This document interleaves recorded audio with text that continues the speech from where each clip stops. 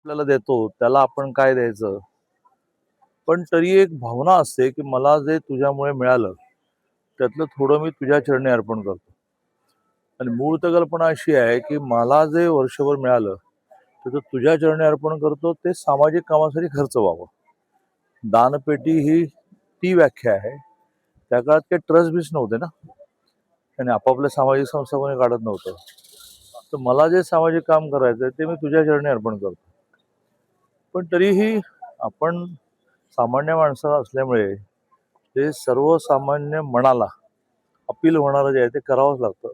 प्रत्येक वेळेला त्या आध्यात्मिक लेवलला जाऊन चालत नाही. मी प्रभू रामाने आणि श्रीकृष्णाने अवतार घेतला, पण मानवी जीवनच ते जगले. त्यामुळे आमच्या अंबाबाईच्या मंदिराला सोन्याचा कळस असला पाहिजे. खूप दिवस लोकांची इच्छा होती, ती पूर्ण झाली. आणि आश्चर्यकारकरित्या एका रात्रीत ते सगळं काम पूर्ण झालं. त्यामुळे देणारा, करणारा सगळ्यांचं मी खूप महालक्ष्मीचा, अंबाबाईचा भक्त म्हणून खूप आभार मानतो. अंबाबाई संवर्धनाचं काम मंदिर विकास आराखड्याचं काम देखील जोरदारपणे सुरू आहे. 20 तारखेला अमित शाह साहेब देखील येणार आहेत. कशा पद्धतीचं स्वरूप असेल काय?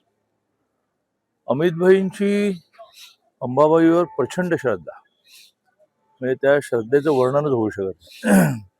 आणि म्हणजे सासूरवाडी हा योगायोग आहे, पण त्यांची इनॉल अंबाबाईवर श्रद्धा आहे. पण त्यामुळे केंद्रातून आपल्याला 1500 कोटी रुपये मिळाले, ज्यातले 900 कोटी भूमी अधिग्रहणाला जातील, पण 600 कोटी सुशोभीकरणाला, विकासाला जातील. तर त्यातला 300 कोटीचा बहुतेक कामं सुरू झाली, ज्याच्या पायाभरणीला यावं असं त्यांची इच्छा होती.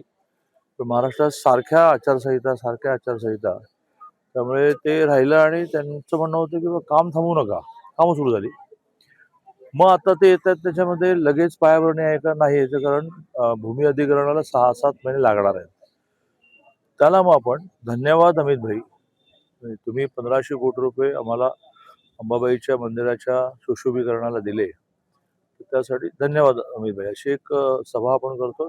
सगळ्यात महत्त्वाचं त्यांना दर्शन घ्यायचं आहे, त्यांना चाललेल्या कामाची पाहणी करायची. काही आपण कॉन्क्रीट मांडलं अंबाबाई मंदिराच्या दृष्टीने, तर ते नवीन घोषणा पण करतील. इतकं त्यांच्या मनामध्ये अंबाबाईबद्दलची श्रद्धा आहे. दादा, आज खरं तर रोहित पवार आहेत, ते अन्नत्याग आंदोलन करतायत. कर्जमाफीच्या मुद्द्यावरून आजपासून त्यांचं आंदोलन झालं. कसं आहे की आता विरोधकांना एक तेच 5-25 लोक बरोबर बसत नाही. असे काही मी त्याला इव्हेंट म्हणून त्यांच्या भावनांचा अपमान करणार नाही, पण असे काही कार्यक्रम करण्याला पर्यायच नाही. त्यामुळे कर्जमाफी ज्यांना मिळणार आहे, आणि वेळेवर कर्ज भरणाऱ्यांना जे प्रोत्साहन अनुदान मिळणार आहे, ते खुश आहेत. त्यांचं काही म्हणणंच नाही आहे. पण त्यांचं म्हणणं असेल तर हजारो लाखोच्या संख्येने लोक रस्त्यावर उतरले पाहिजे. पण अतिशय क्लिअर कर्जमाफी आहे की जी 2 लाखापर्यंत कर्ज असणाऱ्या सगळ्यांना मिळणार आहे, आणि प्रोत्साहन अनुदान 50,000 मिळणार आहे. आता याच्यात डिटेलिंग जे असतं, असं करून चालतं का की चला रांगा लावा आणि देत सुटा. त्यामुळे रोहित पवारांना सध्या रोज एक इशू, त्यानिमित्ताने रस्त्यावर येणं, प्रेस पब्लिसिटी हाच एक उद्योग उरलेला आहे. खरं तर विधान परिषद निवडणुकीतील नाशिकमध्ये महायुतीमध्ये काही बंडखोरी झाली होती, ती काहीतरी शिष्टाई जळगावमध्ये अजून काही प्रमाणात ती पण संपेल, ती पण संपेल. प्रत्येकाचं आपापलं काही म्हणणं असतं, ते म्हणणं वेळेत ऐकून घेतलं गेलं तर प्रश्न संपतात. कधी कधी म्हणणं असणारा जरा जास्तच म्हणणं मांडतो, जास्तच आडमोठी भूमिका घेतो, त्यातूनही प्रश्न ताणला जातो. पण नाशिकचं संपलंय, जळगावचं संपलं. दोन्ही काँग्रेस आणि राष्ट्रवादीच्या एकत्रीकरणाबाबत काही विलिनीकरणाची चर्चा सुरू झाली आहे. काँग्रेसने तशा पद्धतीचा महाराष्ट्राच्या राजकारणामध्ये सध्या मोठा काही विषय उरला नसल्यामुळे रोज तुम्हाला इलेक्ट्रॉनिक मध्ये आणि प्रिंटमध्ये बातम्या चालवायला काहीतरी एक असा एक इश्यू लागतो.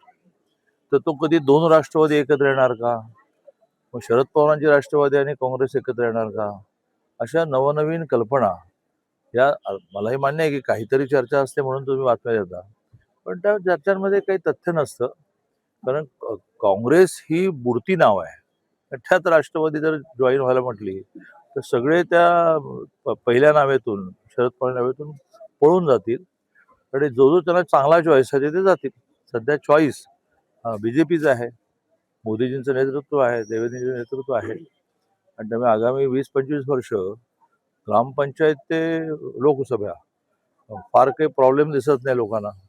मग लोक विकासाची कामं त्यांची करून घेण्यासाठी, त्यांचं नेतृत्व प्रस्थापित करण्यासाठी काँग्रेस प्रेफर करतील की बीजेपी प्रेफर करतील? विधान परिषदेमधील महाविकास आघाडीमध्ये विशेषतः काँग्रेसचे जे काही उमेदवार आहेत ते लढायला तयार नाहीत अशा पद्धतीचे चित्र सगळ्या दिसते. हायकमांडने यावर नाराजी देखील व्यक्त आधीच्या केल्याचं दिसतंय. प्रश्नाला उत्तर देताना तेच म्हटलं की काँग्रेस ही बुडती नाव आहे. त्यामुळे जो तो नाव बुडण्यापूर्वी पळतो आहे. अमरावतीचे कॅन्डिडेट ऍडमिटच झाले आहेत. मग नागपूरचे कॅन्डिडेट पण मला वाटते काहीतरी लोकांना भेटेनासे झाले आहेत. भंडाराचे तर गायबच झालेले आहेत. आणि त्यामुळे मुळात ह्या निवडणुका बिनविरोधच व्हायला पाहिजे होत्या 17-17चं. कारण समोरच्याने कशासाठी लढायचं? हा, लोकशाहीमध्ये लढलं पाहिजे, आपली मतं वाढवली पाहिजे, आपली भूमिका वाढवली पाहिजे, आपली भूमिका समजावून सांगितली पाहिजे. लढणं ठीक आहे, पण कुठेच लढाईत यश विरोधकांना नाहीये. राष्ट्रवादी शरदचंद्र पवार पक्षाचे 3 आमदार आहेत ते रवींद्र चव्हाणांना काल सोलापूरमध्ये ते जे भेटले ते आता जी 18 तारखेला स्थानिक स्वराज्य संस्थेची निवडणूक आहे त्यासाठी भेटले.